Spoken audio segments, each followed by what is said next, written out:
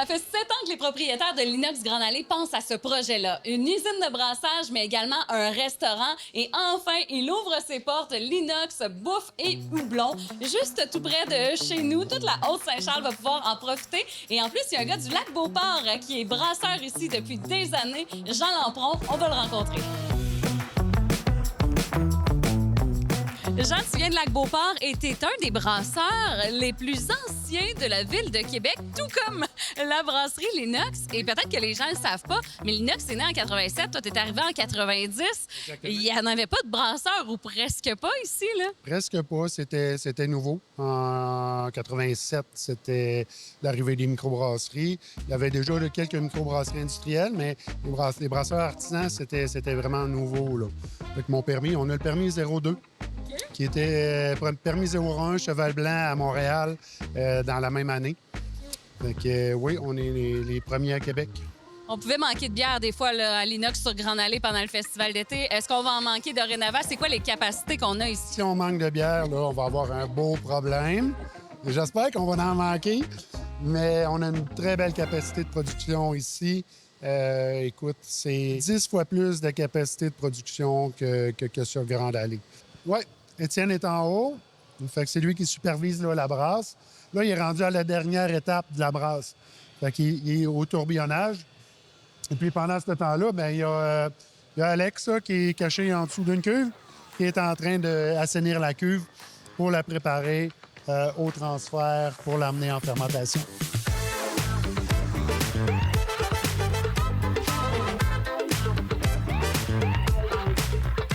Phil, t'es copropriétaire de l'Inox Bouffe et Houblon qui ouvre aujourd'hui. C'est l'ouverture officielle. Qu'est-ce qui attend les invités? Bon, une belle soirée. On attend comme 200 personnes ce soir à notre soirée médiatique. La brasserie est ouverte. Les gens vont se promener partout. Des petites bouchées, 2 excellents musiciens, puis du bon staff pour faire une belle soirée à nos clients. Et qu'est-ce qui attend les gens qui vont venir découvrir dans les prochaines semaines? Quand on se présente ici, c'est quoi l'expérience qu'on vit? L'expérience qu'on vit, on a une microbrasserie à la base. On vend de la bonne bière. On a un beau menu de bouffe qui est là avec ça. On a des bulles extérieures qui vont être ouvertes à partir du 3 décembre. Okay. Donc, on invite les gens à venir nous voir. La trail de motoneige qui a passé VTT. Ouais. Donc, on va l'exploiter au maximum.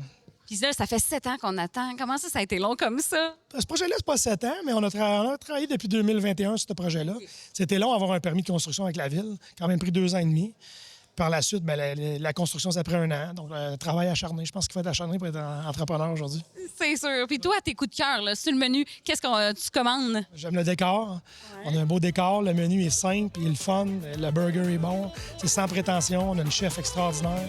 On a une belle équipe de plancher, de bar.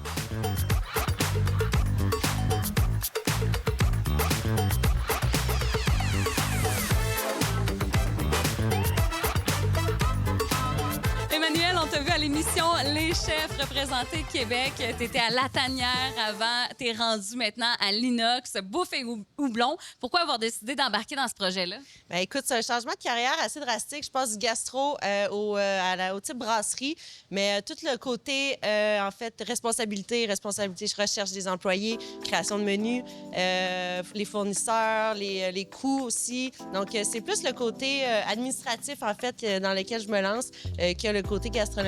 C'est un nouveau défi. C'est un très beau défi quand même. Et aujourd'hui, grande ouverture. Donc, on est content de recevoir...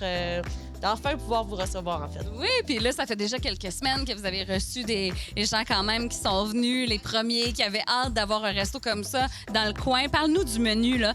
Qu'est-ce que tu as voulu faire avec le menu? Bien là, c'est sûr qu'on n'a pas voulu se départir des 2 grands vendeurs de l'Inox Grande Allée, donc le fameux hot dog européen qui reste sur le menu, mais que maintenant, vous pouvez accompagner de poutine, frites, salade de César, de choux de Bruxelles. Bon, après ça, il y a plein d'autres choix. Vous devrez venir les essayer vous-même. Et le nachos aussi, sur lequel on va pouvoir faire des ajouts supplémentaires comme du poulet, du bœuf haché, du bacon notamment, contrairement à Grande Allée. Puis après ça, il y a beaucoup d'autres ajouts. Là, on a une morue en pâte à frire, donc version fish and chip.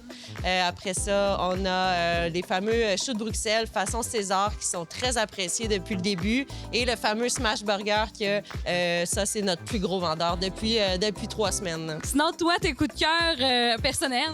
C'est ça, j'ai rajouté ma petite touche féminine, là, donc un peu le petit côté santé, plus léger qu'une poutine ou des ailes, par exemple. Donc, justement, c'est pour faire référence aux ailes, j'ai fait des brochettes de poulet qui sont marinées pendant plusieurs heures, cuits à basse température, finies sur le grill, avec une petite sauce crémeuse à la nette, des petits oignons verts. Donc, c'est plus frais, il n'y a aucune friture, donc plus léger. On a une bonne salade d'orzo aussi au niveau des plats avec fromage de chèvre. On peut répondre à tous les goûts, donc autant pour le gars qui vient de finir sa game de hockey que la dame qui veut une salade ou vice-versa. Si la dame vient finir de son hockey puis le gars veut une salade, c'est correct aussi.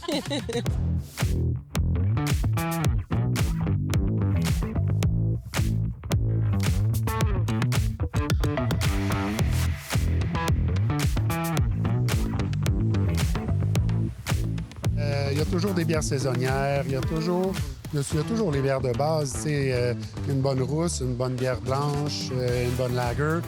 Mais après ça, ça va être les bières houblonnées, ça va... On en fait pour tous les goûts, tu sais, autant les stouts que les bières brunes. Des fois, je vais m'amuser avec des herbes du terroir. Ça prend quelques semaines de sortir une bière de A à Z?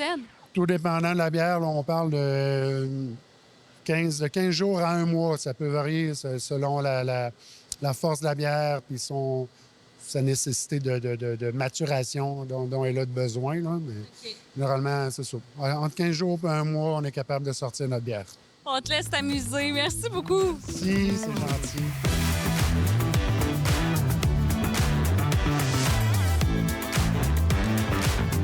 Les gens qui viennent ici en ce moment, on le voit depuis le 22 octobre, c'est qu'on leur donne 2h30 pour partir, normalement, à une table.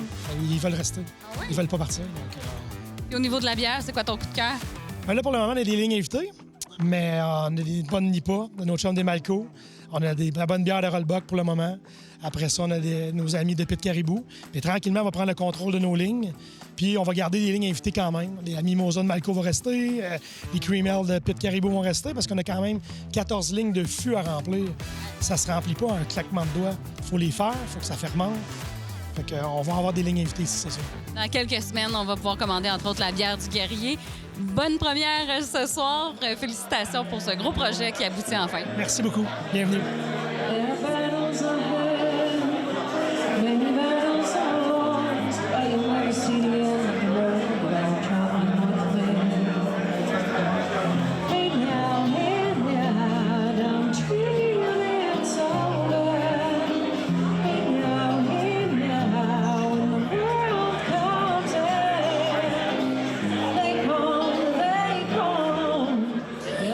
Déguster le bon menu d'Emmanuel Gignac-Brassard ou encore une bière qui va être brassée ici. Là, dans les prochaines semaines, vous allez pouvoir la déguster. C'est un rendez-vous chez Inox Bouffe et Hublon à Loretteville. Santé!